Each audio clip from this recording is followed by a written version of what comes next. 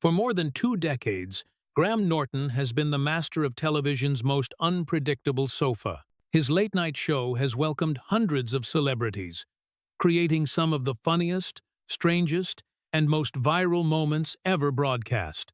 Viewers worldwide tune in for his quick wit, warm teasing, and uncanny knack for making even the shyest guest loosen up. Behind that charm is an interviewer who makes chaos look effortless, but not every night has gone smoothly. Over the years, Norton has hinted that a few encounters tested his patience, and recently, at 62, he finally admitted there were half a dozen guests he'd happily never face again. Born Graham William Walker on the 4th of April 1963 in Clondalkin, Dublin, and raised in Bandon, County Cork, he was the quick-witted son of Billy Walker, a Guinness sales rep, and Rhodey, a teacher. At Bandon Grammar School, he was a quiet boy with a sharp sense of humor who loved to make others laugh.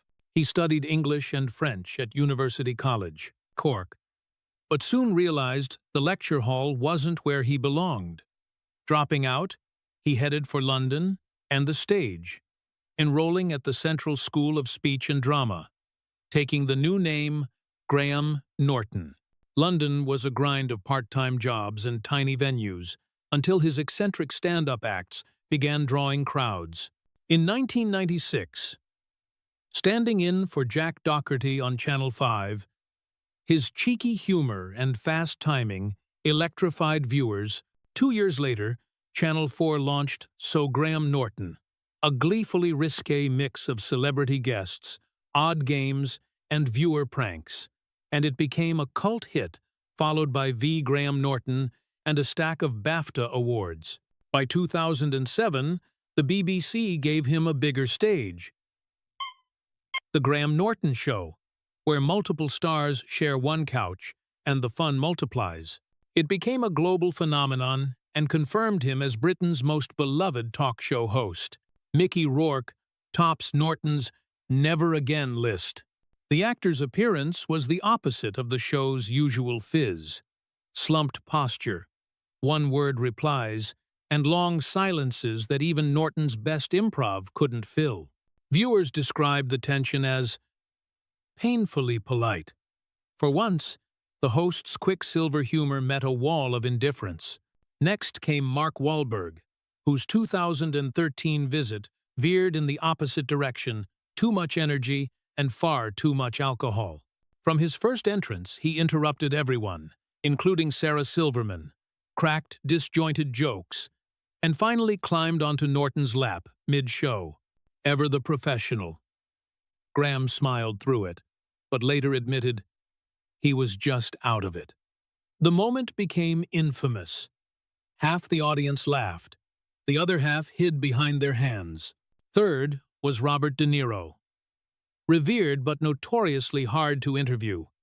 On Norton's couch, he was cautious and subdued, giving clipped, measured answers that left the host working overtime. "This is hard work, Robert," Norton quipped, drawing a rare grin from the actor. It wasn't fiery. It was fascinating in its stillness.